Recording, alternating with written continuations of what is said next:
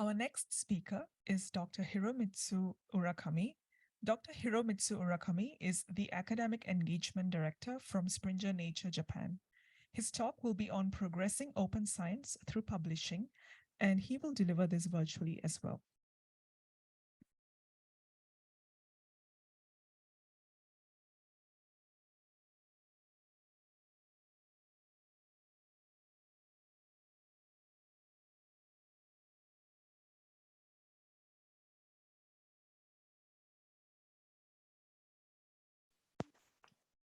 Okay.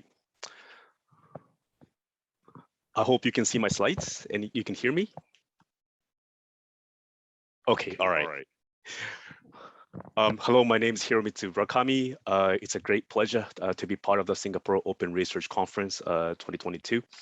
I wish I was there in person, but nonetheless, I'm very happy to be able to share our activities and our efforts to support open science with you today. Oh, I just realized that I forgot to turn on my camera. Okay.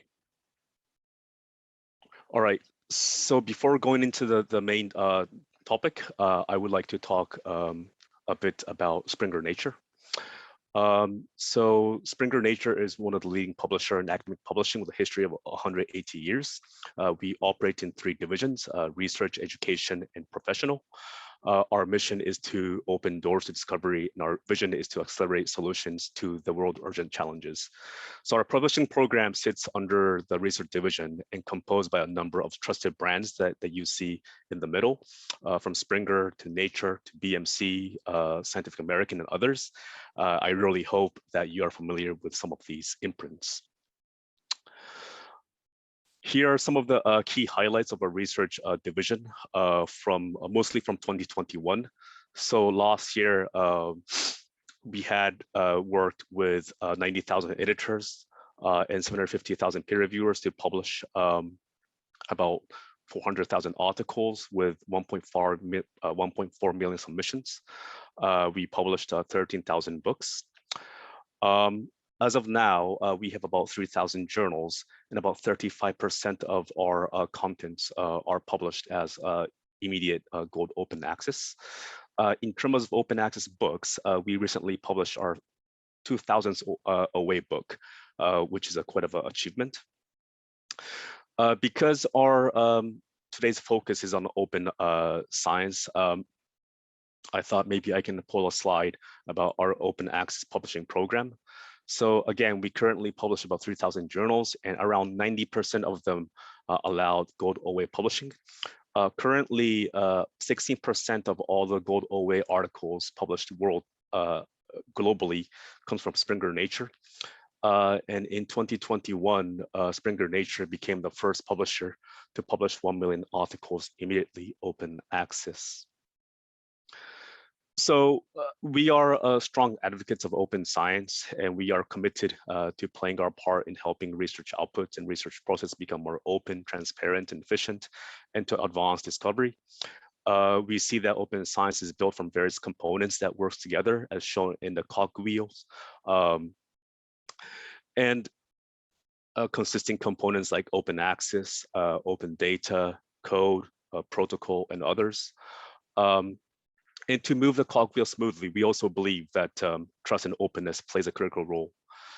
While it isn't specified in this the figure of this cogwheel of open science, other factors that are important for the system are things like partnerships and practicality in terms of practicing the open research, which are the topics I will touch on today. Just one slide to talk about the importance of open science, which may not need this introduction to this audience, but here it goes. So one of the examples of open science in action was obviously the COVID-19. Within the first month of the first case being reported, the gene sequence is openly posted to GeneBank, and the researchers sharing early findings via preprints and open platforms. Publishers, including ourselves, made publication available to all. And the discussions on the most recent information were being dealt real time, all contributing to the incredible speed to push in research towards the vaccine development and help develop dashboards and provided useful information for society. During that time, as a publisher, we had made sure the research was available as fast as possible, speeding up peer review and making articles and books related to COVID free to access. And during the time, we had about 400 million article downloads and 1.1 billion chapter downloads that were free to access. So in the rest of the time, I would like to spend the time to speak about how Springer Nature is trying to help progress open science from our perspective as a publisher. So in the table, I have listed some of the activities we are currently running. And out of these activities today, for today, I have decided to focus on some of the activities that we're trying to help make practicing open science easier. Second, on supporting open science via research integrity. And third point being on partnerships with other organizations to champion and support open science and open access. So first thing on making things easier. So in general, I think there is a tendency for all of us to get discouraged to do things that seems difficult or complicated. It is definitely true for myself. And considering the amount of work that research have on their plate with limited time, we feel that it is very important for publishers to make things easier and simpler for the researchers to practice open science that is related to publishing. So first, how can we make preprinting easier? So Springer Nature has worked with Research Square to develop an integrated system that combines the journal and preprint submissions. So thus, if an author is interested to submit their preprint, they can simply do so by opting in during the journal submission stage. One of the unique features in review is that the peer review status is also shown on the preprint landing page, in addition to usage stats, allowing the users to follow the status of both the peer review progress and the preprint usage. And you'll find these features in the red box. So once the manuscript has been accepted, a link to a journal page will be added to the preprint page so that the readers will know and be able to access the published version easily. So now, so you'll see in the new sort of a pop-up in the red, you'll see that the link that links to the final version of the record. So as of a few months ago, we had about 700 journals from Springer Nature that are partaking in this in-review integration. And based on what I heard then, this should now be at around 1,000 journals, which is about one-third of the journals that we have. So while we do make sure that we try to link our preprints to the final published version, we also try to do this with publication that is made outside of Springer Nature. So even if you are submitting to Research Squared preprints,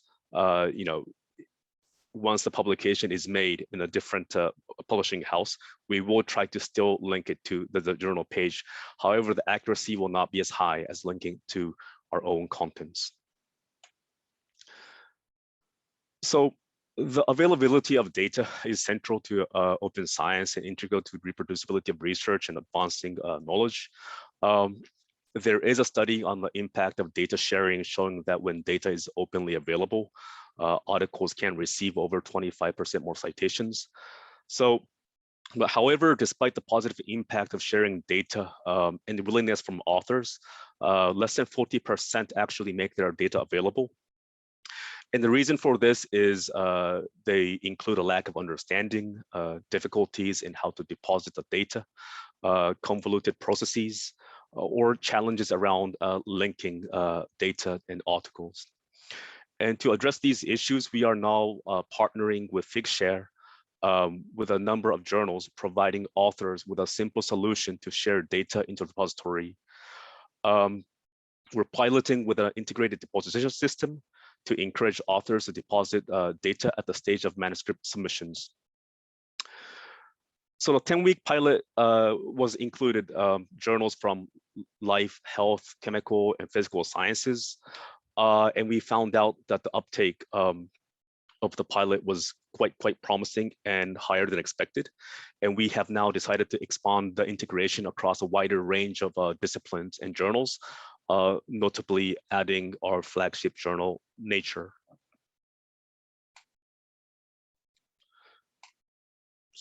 Okay. Now onto the code. So the number of Nature research journals for years have peer-reviewed code when it is central to the paper and provided the code as a part of the published paper.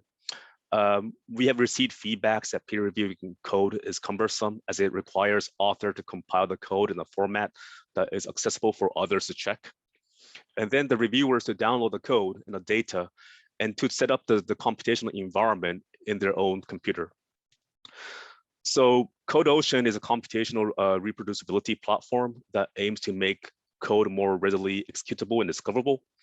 It integrates a metadata, code, data, and dependency into a single compute capsule, ensuring that code will run in a single web interface that displays all inputs and results. Within the platform, it is possible to view or download the code, save or download outputs. And then the users or the viewers can also upload their own data to test the effects of parameters or the modification of the code. We have ran a trial a few years ago with CodeOcean offering the use of their capsules, and the uptake and the feedback was very positive. This trial has now been made permanent and expanded to other journals, basically all of the journals at Springer Nature. Just recently, now taking a step further, Nature Machine Intelligence and Nature Computational Science will now be offering authors a solution to share their code and data as a part of their submission.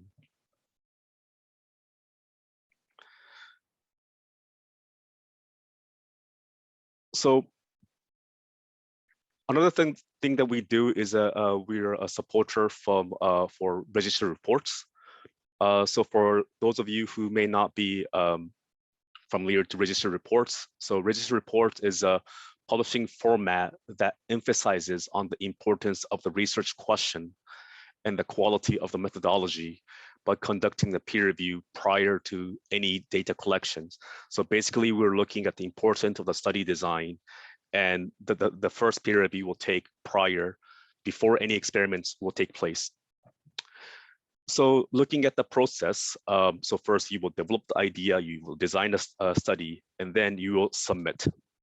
Once the study design has been accepted after stage 1 peer review, the manuscript will be considered as what we call accepted in principle and be asked to deposit to a repository, though these in principle accepted manuscripts can be embargoed until the stage 2, until all the data has been collected and analyzed. So once the authors do collect and analyze the data and writes up the report, it will go through a stage 2 peer review. At this stage, assuming that the author stuck with their originally submitted study design, the results will be published, even if the outcome is a null result. So again, this format really emphasizes the importance of the study design, and even if the outcome may be negative, you will still be able to publish your paper. So Cancer Research UK and Springer Nature were keen to work together to design a scheme to address the important questions while maintaining transparency of the research process, and have created a pilot about half a year ago that combines the funding application and the publication processes. So in this pilot, the authors can opt into the pilot program when submitting their grant proposals to the relevant projects. If their study is funded, they can then submit their stage 1 study design to one of the 12 precipitating journals, 6 being from Springer Nature of their choice. Okay, on to research integrity. So research integrity obviously is very crucial to progress and support open science. In the next slides, I will briefly introduce the research integrity survey we have conducted with the Australian Academy of Science. Through this survey, we wanted to have a better understanding about the current situation regarding the provision of training being offered by research institutions in Australia to support research integrity and good research practices. Specifically, we wanted to understand what is provided, how it is provided, who provides it, and with what frequency. In this slide, we show that the most researchers were aware that the research institute had provided training, though the awareness did depending on who we asked and where they were from.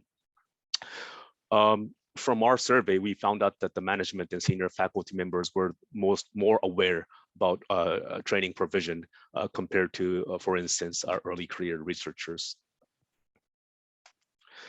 So I think this was one of our key findings of the whole report. So here we have mapped, and I'm sorry that the dots are probably too small to see, on the screen, but we have mapped out our training that are provided in the x-axis and training that are desired in the y-axis.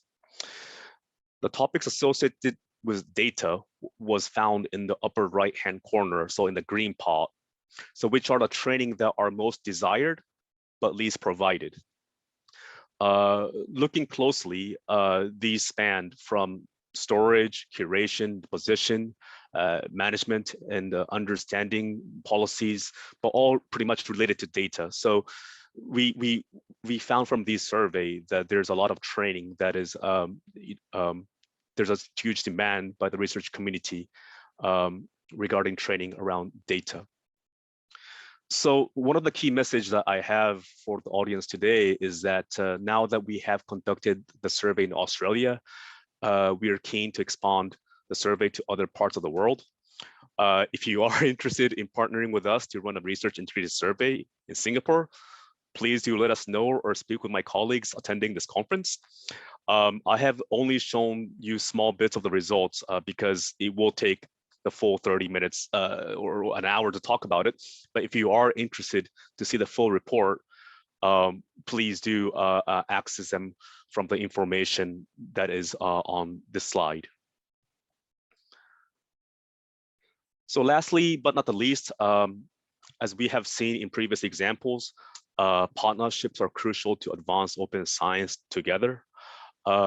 So in addition to what we have already talked about, we work with various partners to support publishing in open science. And at the end, I will give 2 examples related to partnerships. So first will be around open access and transformative agreements. So for those who may not be aware of what transformative agreements are, in a nutshell, these agreements enable participating institutions to combine journal subscription access along with open access publication costs, so the APCs. The setup of these agreements will depend on each regions, but what is common is that it requires communication and engagement of various stakeholders from funders, researchers, librarians, research administrators, consortia, so on and so forth. And the fruits of the partnership of the TA has led to the increase in open access publication. And taking Germany and Sweden as a case.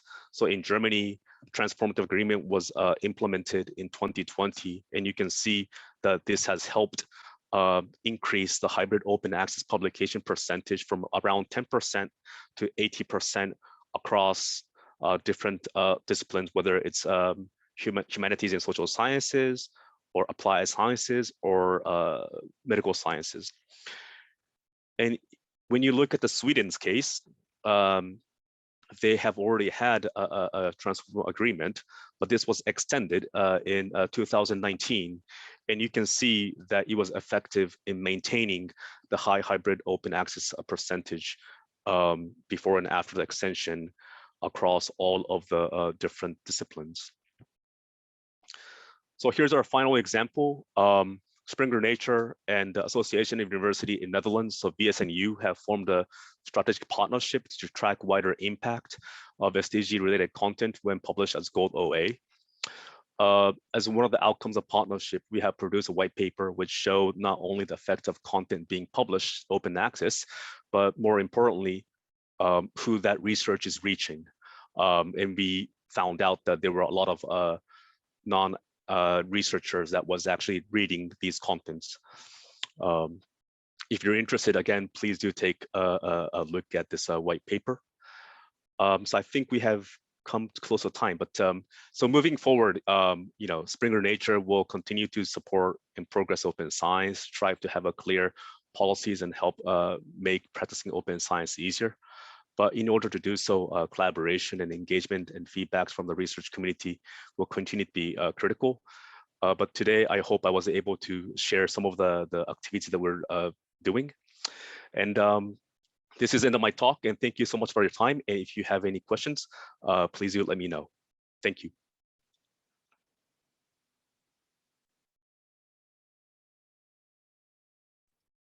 Thank you, Dr. Urakami, for the great presentation.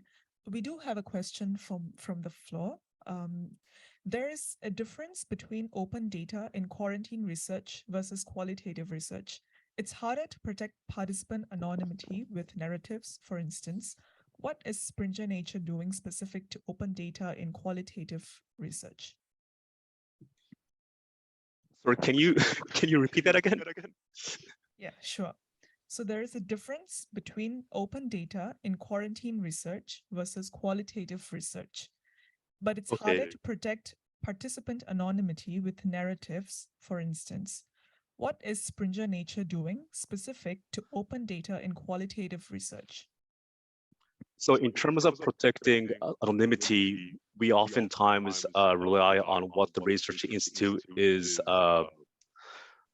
telling the researchers. So we don't really make the rules about how data needs to be anonymized and whatnot, if that answers part of the question.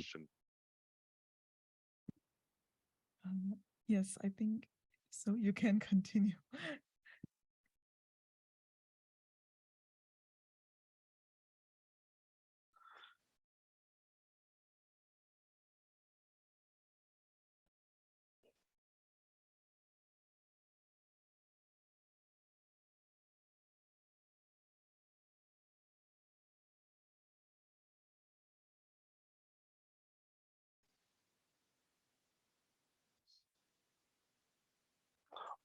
Oh, here it is.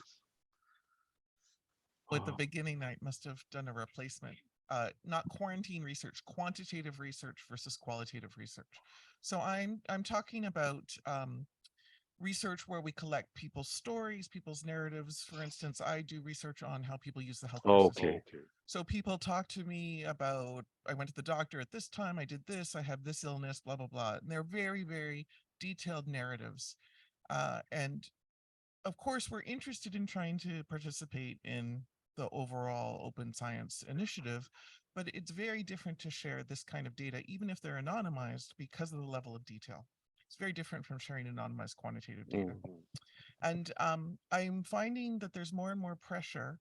I've experienced this in multiple BMC journals, for instance, in the open data statement, that it's not as acceptable as it used to be to say the data are not available, are not openly available. We get months and months of pushback sometimes around that. Even times that I've published in the same journal 2-3 years later, then I get more pushback 2 or 3 years later. So I don't think we've wrestled enough with open data for qualitative research. And I'm wondering, in your position, if you're coming up against that. Okay, thank you for the clarification. So unfortunately, from my position, I'm not too aware of the situation in terms of how we're dealing with the data of that type. So if it's okay, can I please come back to you? I will try to find a person that will know more within the organization. And if I can get back to you, that would be great. Thank you.